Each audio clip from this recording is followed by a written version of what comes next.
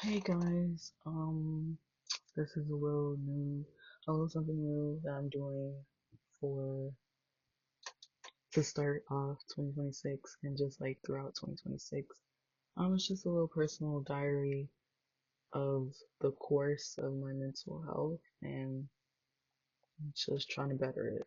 I'm really not here to help anybody, but it would be, not saying I'm not trying to help them, but it would be great if I helped anyone who's going through what I'm going through along this journey. But it really is just like a personal diary that I'm posting, in case it does help somebody. Um, so I do just want to be like completely transparent because I feel like social media is not transparent enough. Um, a little background, you know, I was right now like I'm trying to steer clear of romantic relationships just because it always affects my mental health because I start off in love and then I become infatuated and I forget who I am. I stop doing the things that I like to do because it's like I make that person my whole entire world, and to some extent I've made that person my idol. And I'm not like religious, but I am spiritual. And when I say that, I feel like a lot of people get confused. Like, they be like, "What do you mean you're not like religious? You're spiritual." I believe in God, but I believe that there should just be a relationship between me and God, not me, God, and all the rest of y'all. Because I feel like now, mind you, I still go to church because church is not about religion. That's what my mom told me. It's really about getting that understanding from what you're reading because I read my Bible to gain understanding and just to see where God will lead me and stuff. But yeah, when I get into relationships, I completely abandon God. I completely abandon myself. Like, I completely abandon everything. And that's why I guess I'm looking for a Christ-centered relationship where we're getting closer to God as individuals, but we are coming together as one. But I know in order to find that, or to get that, I really have to start off with a firm foundation for myself. So that's just my goal for 2026. And I feel like a lot of people are out here saying, "Oh, this is my selfish era. I'm not letting nobody screw me over. I'm not helping nobody but myself. I'm gonna get this money on. I'm gonna do this, and that."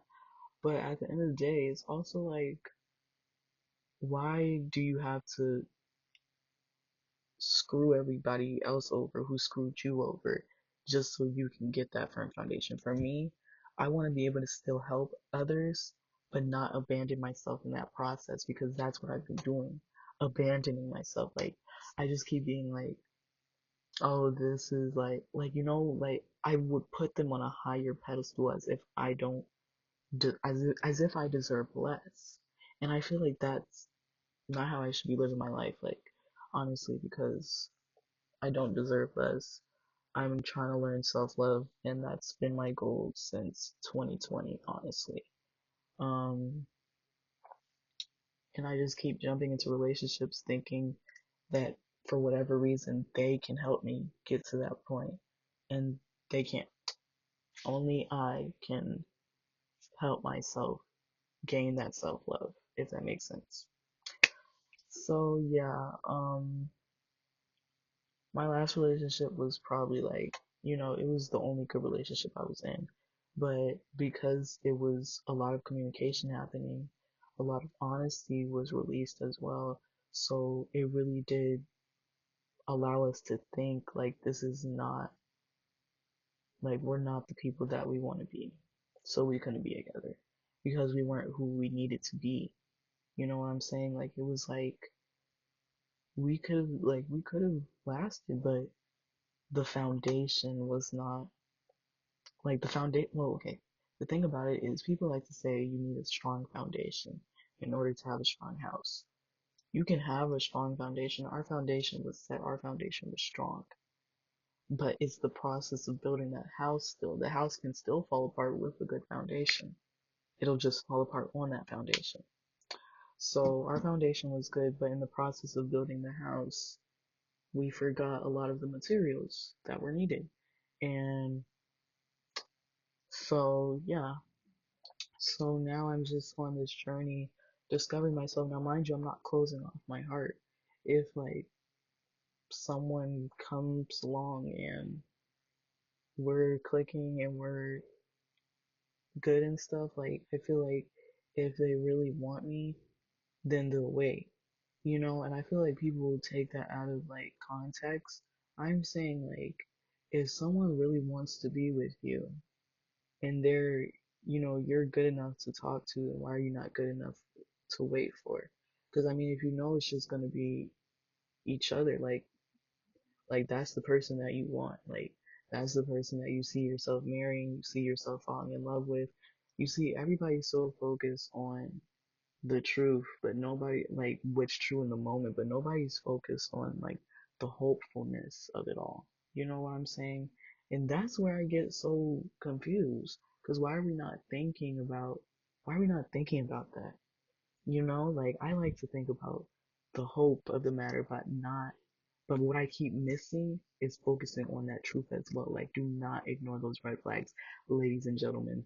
Ladies, gentlemen, and theys and thems, do not ignore those red flags because those red flags will mess up your foundation. Now you have cracks in your foundation.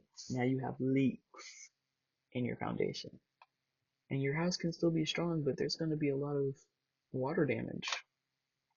So, yeah, like, if I meet that person, I'm still gonna in this year, 2026, I'm gonna explain, I have to stand firm because I have not been doing right by me. I have to stand firm and say, listen, I'm on this journey this year, no romantic relationships in 2026. So you can be my friend, but you better really be my friend. Like, cause we don't need situationships either. Y'all think that's just a Gen Z word, but situationships are real. It's a situation relationship. It's like those people that don't want labels. And it's not that I don't want labels, it's that I'm not ready to upgrade anybody to that romantic position. I've already been in 4 relationships. I'm not trying to get that number higher because I feel like for me, it really was just supposed to be one relationship and that's it. But that's not how life goes. That's not God's plan. So, or maybe it was God's plan and I was not following directions. So now I'm going to follow the directions. And when I reach a fork in the road, I will open my Bible. So, thanks for listening. This is Benny the Poet. I'll see y'all next time. I'll share a poem that I wrote and we'll talk about it and just discuss it and stuff. But like this is really just like I don't even know like if this is gonna get like any reach or whatever. I don't know if this is connecting with anybody, but just stay for the journey if you would like. Um I'm just gonna talk about relationships on here, mental health, of course my poetry, what it means to me, how it connects to everyday life, and just the relatableness of it all. And of course, we'll talk about a little philosophy too, because I love the philosophy of the world. Anyway, bye guys, and I hope you all have a good day.